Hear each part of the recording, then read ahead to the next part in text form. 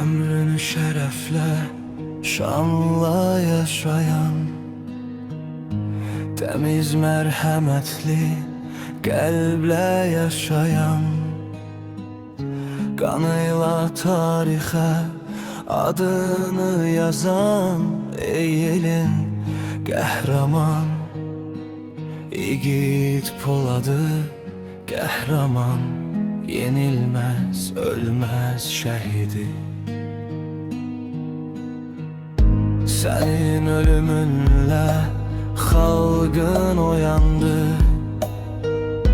Qarabağ torpağı qana boyandı. Xalq sənin adınla döyüşə daldı, ey elin qəhrəman, İgid Poladı qəhrəman, yenilməz, ölməz şəhidi. Döyüşdə igidlər sel tək kükrədi, doğma torpaqları azad eylədi.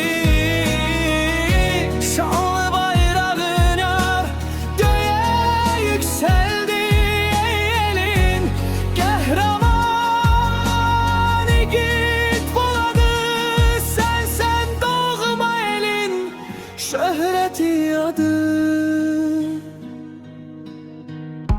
5 ildir ad günün sensiz qeyd olur, sənin həsrətinlə ürəklər yanır.